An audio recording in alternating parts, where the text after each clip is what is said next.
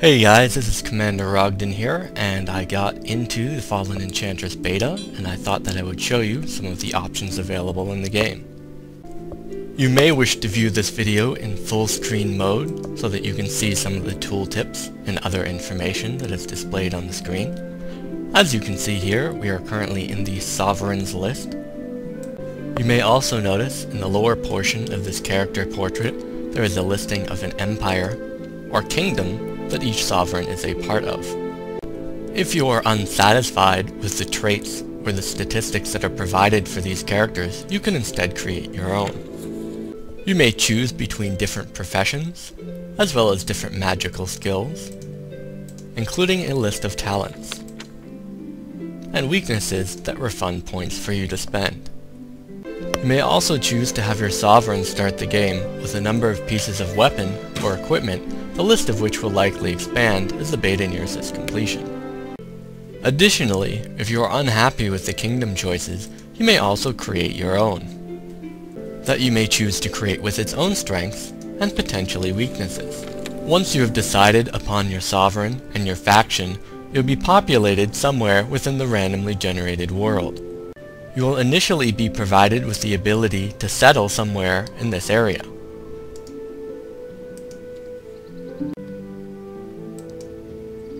Constructing a city will enable you to build various resource-improving buildings, enhance its research, growth, or production, as well as train a variety of units. As the population of your cities gets higher, these values will increase. The borders will also widen. As you expand your cities and your population grows, enabling you to acquire new resources. Gathering resources may also be accomplished through constructing outposts, which will improve your borders so that you may build on new resources. Once a city reaches a certain population value, the level of that city will increase, providing you with access to new buildings. The number of available buildings can be improved by advancing in the various trees of technology.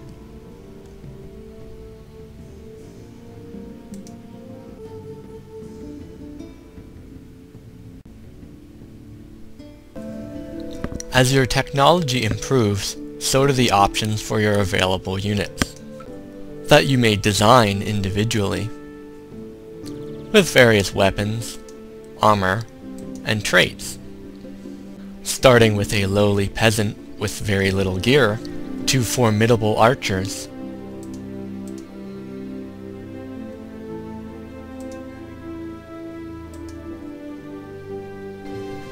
to mighty warriors.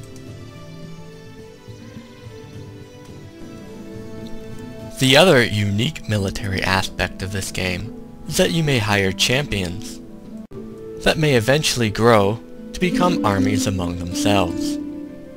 You may accomplish this by acquiring various treasures around the map, equipping, and using certain items.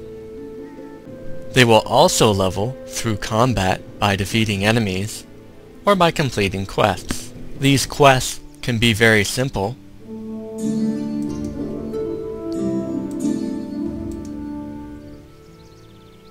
requiring very little action,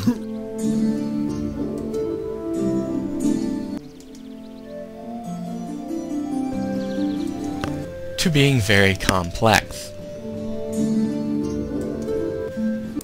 providing optional methods of completion and multiple stages that can potentially spawn halfway across the map. When leveling up, champions and your sovereign will be provided with a list of various random traits, somewhat based on their initial selections. Most probably, though, your interest is in the tactical combat, so let's go ahead and start one now. When starting combat, your units will always be placed in a formation at one side of the map, and the enemy units at the opposite. Along the left-hand border, You may see an initiative order of when each character will get their turn. These highlighted green squares indicate how far a unit may move before it can attack. The various options below indicates castable spells or special abilities that this particular unit may use.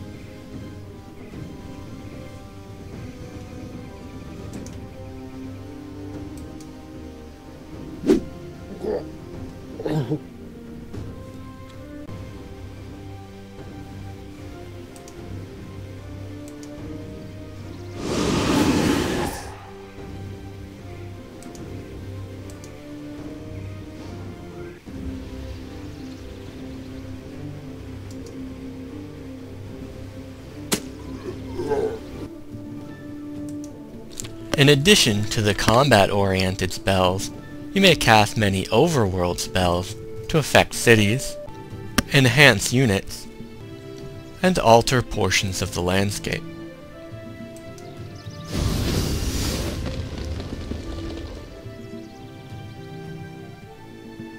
And what would any good spellcasting game be without magic that could completely dominate your opponents?